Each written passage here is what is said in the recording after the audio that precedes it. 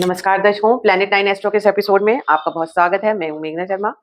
आज हमारे साथ फिर उपस्थित हैं जाने माने ज्योतिष सितारे श्री विद्यानंद वाचस्पति जी। नमस्कार पंडित जी। नमस्कार, आपके दर्शकों को भी मेरा नमस्कार। दर्शकों, जैसे कि आपको पता है कि हमारी सीरीज चल रही है कि हम दिसंबर महीने का राशिफल सब राशियों का बता रहे हैं। इस बारी हम मकर राशि के जातकों के लिए दिसंबर का महीना कैसा रहेगा उसके बारे में जानकारी देंगे। और अभी हम पंडित जी से जानकारी लेते हैं। पंडित जी बताइए आप हमारे दर्शकों को। मकर राशि का स्वामी शनि होते हैं। शनि तीसरे भाव के मीन राशि में है जी। मीन राशि सम राशि है शनि का। बृहस्पति समग्रह है जी। तो तीसरे भाव में शनि बहुत ही सबल होते हैं, अच्छा फल देते हैं जी। तो अच्छा फल का मतलब है कि तीसरा भाव छोटे भाई बहनों का है, पड़ोसियों का है और छोटी छोटी यात्राओं का है, यात्राओं से लाभ का है। इच्छा भाव भी है। अब इच्छा क्या जागृत होती है वो तो हम जानेंगे। एकादश भाव के ऊपर निर्भर करता है इच्छा पूर्ति होगी कि नहीं। लेकिन छोटे भाई बहनों से तालमेल अच्छा रहेगा। अच्छा। पड़ोसियों से तालमेल अच्छा रहेगा। अच्छा। छोटी यात्राओं से मतलब संबंधों में मधुरता रहेगी जी। तो कहने का मतलब कि लग्न का स्वामी शनि है जी। तो ये शुभ फल देंगे लग्न के लिए भी। लग्न शरीर होता है जी जी। स्वास्थ्य अच्छा रहेगा, समझ बूझ अच्छी रहेगी, अच्छा, व्यक्तित्व अच्छा रहेगा। अच्छा। अब आ जाइए द्वितीय भाव पर जी। द्वितीय भाव भी कुंभ राशि का है। अच्छा। वहां राहु की स्थिति है जी। तो द्वितीय भाव में राहु धन देते हैं। अच्छा। धन का संग्रह भी करवाते हैं। अच्छा। और यहाँ तक कि गुरु की नवम दृष्टि है तो और भी शुभ फल देंगे। लेकिन वाणी में कर्कशता देते हैं ये। अच्छा।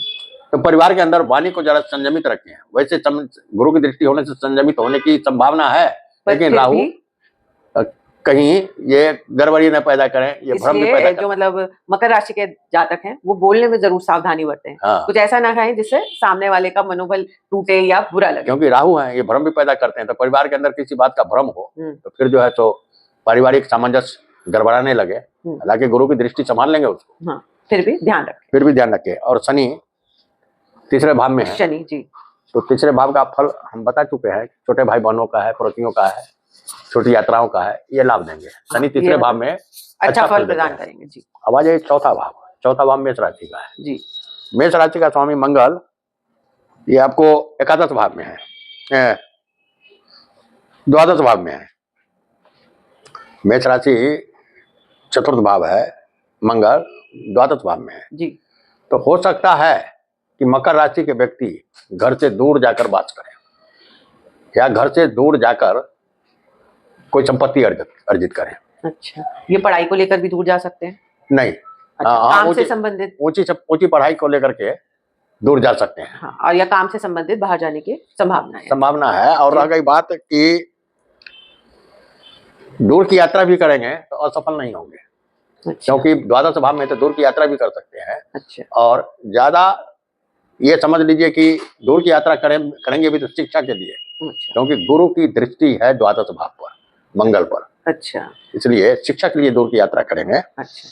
अब आ जाइए, आते हैं पंचम भाव पर। पंचम भाव वृष राशि का शुक्र, जिसका स्वामी है। शुक्र की सीधी दृष्टि पंचम भाव पर है। शुक्र प्रेम संबंध का ग्रह है तो प्रेम संबंध जिनका भी होगा तो वो ठीक रहेगा, अच्छा रहेगा, उसमें सफलता प्राप्त होगी। विद्या, बुद्धि, विवेक, ये तीनों अच्छे रहेंगे। अच्छा, मतलब स्टूडेंट्स को भी सफलता मिलेगी। और आप ये जान लीजिए कि अगर निवेश भी करेंगे तो भी सफलता प्राप्त होगी जी। धन आगमन हो सकता है। अब आ जाइए छठे भाव पर। छठा भाव मिथुन राशि का है जी। मिथुन राशि का स्वामी बुध ये एकादश भाव में है। तो बुध जब एकादश भाव में है तो एकादश भाव आय का भाव है। संचार कौशल से ही, वाणी की समुचित प्रभाव से ही आय हो सकता है, अन्यथा नहीं होगा। अच्छा। इसमें दिक्कतें आएंगी क्योंकि वृश्चिक राशि में बुध है, शत्रु राशि भी है जी। मित्रों से सहयोग प्राप्त ना भी हो सकता है। अच्छा। और हो भी सकता है, दोनों बातें आती है जी। रोग ऋण शत्रु का घर है। गुरु जब छठे भाव में हो, हाँ, ये छठे भाव का फल हम बता रहे हैं, तो बुध छठे भाव का स्वामी का स्थिति बता दिया। छठे भाव में गुरु है, हाँ, गुरु छठे भाव में शुभ फल देते हैं। अच्छा, इनकी दृष्टियां शुभ होती होंगी? नहीं, गुरु छठे भाव में शुभ फल देते हैं। शत्रुओं का मान मर्दन होता है जी, धर्म और तर्क के द्वारा। धर्म और तर्क से शत्रुओं को पराभव करेंगे। अच्छा, अगर कर्ज हो तो कर्ज भी दूर हो सकता है? कर्ज भी दूर हो सकता है जी, और रोग से भी निवृत्ति मिल सकती है जी।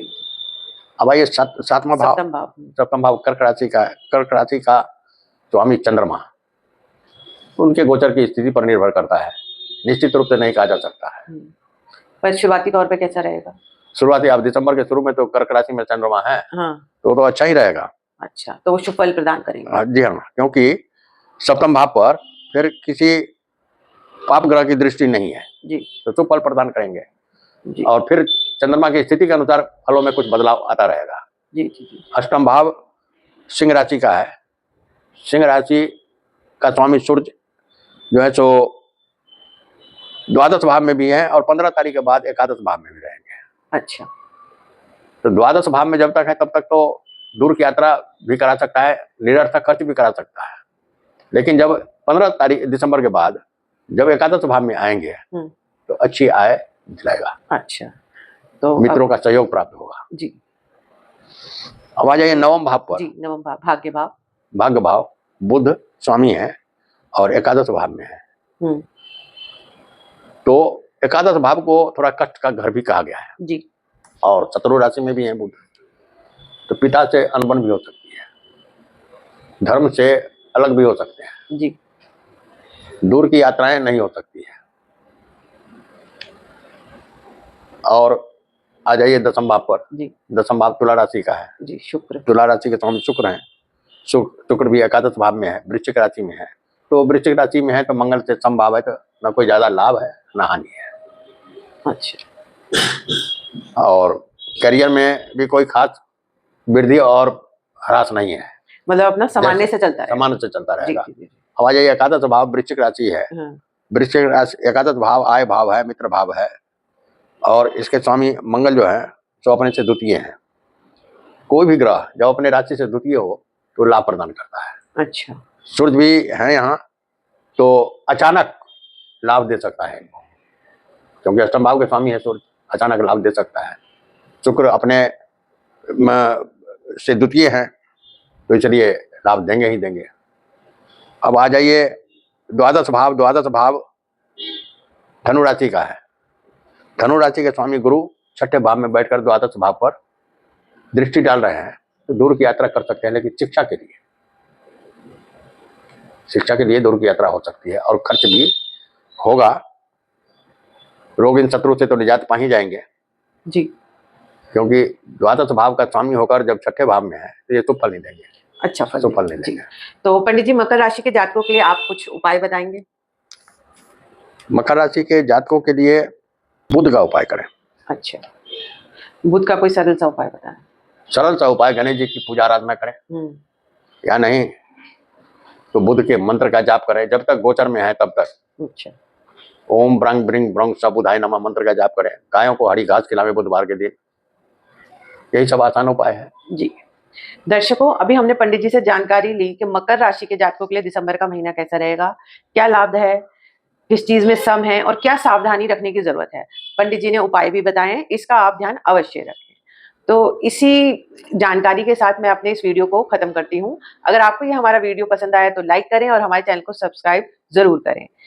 अगर आप अपनी जन्म कुंडली का विश्लेषण करवाना चाहते हैं तो नीचे दिए गए नंबर पर संपर्क अवश्य करें। धन्यवाद। नमस्कार। नमस्कार।